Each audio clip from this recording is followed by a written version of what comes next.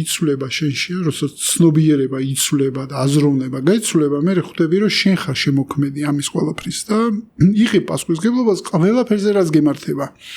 და სადაც პასუხისგებლობა არის ხვაზე, შენ უძლური ხარ რა. ანუ მე თუ რაღაცა ჭირს შენს გამო, მე რა შემიძლია გაგაკეთებინო? ანუ კი ზიზგილავ და ვცდილობ რომ რამე სხვას გავაკეთებინო. არ მუშაობს ეგ. ანუ პრაქტიკა აჩვენებს რომ ეგ არ მუშაობს. სხვა ადამიანს ვერაფერს ვერ გააკეთებინებ მისი ნების საწინააღმდეგოდ, იმიტომ რომ ეს თავისუფალი ნება ყველას აქვს. ანუ ერთი და იგივე საჩუქარი გვაქვს. ყველას თავისუფალი ნება და ამ ნებაზე იბრძვის ყველაფერი და ყველა ძალა.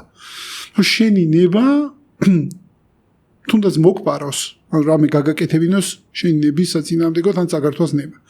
მოგატყუო შეცდომაში ეგიყვანოს, ეგეთი ხდება. ან ძალით გაგაკეთებინოს, ან დომინაცია გამოიყენოს, სამშობლო დომინაცია სამსახურეობრივია თუ რამე სხვა. ან დომინაცია, მე გაიძულებ რაღაცას გაგაკეთებინო შენი ნების საწინააღმდეგოდ. ხო და რას ვამბობ, იცი რომ მე დროთა განმავლობაში გეცვლება ეს პარადიგმა და ხვდები რომ რომ არსებობს ორი ტიპის შემოქმედი ადამიანი რა, არის შემოქმედი გაცნობიერებული, ანუ ადამიანი რომელიც გაცნობიერებულად რაღაცას ქმნის, არ ნიშნავს 100% ყველაფერი გაცნობიერებულად გამოდის, მაგრამ იქ უკვე მიქსი არის რა, გაცნობიერებულის და გაუცნობიერებელის.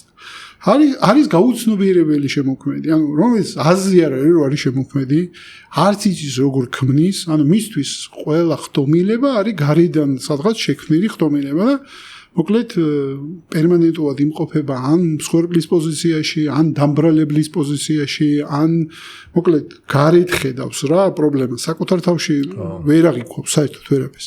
და რეაგირებს რაც გარეთ ხდება იმაზე, ხო? ბიორობოტია რა, ჩვეულებრივად რეაგირების მანქანა, ავტოპილოტზეზის ძინავს სრულად, გონია რომ ცხოვრობს, სინამდვილეში ცხოვრობს რაღაცა სისტემა ცხოვრობს. და ის მე არის გატენილი პროგრამებით, დაჯერებებით, ავტომატური რეაქციებით, ავტომატური ემოციებით, ავტომატური ფიქრებით, ავტომატური მოქმედებებით. და ამას ვიზახი ცხოვრებას და რა, ხო ხდები? სისტემა, რაღაც სისტემა არის, რომ არ იცი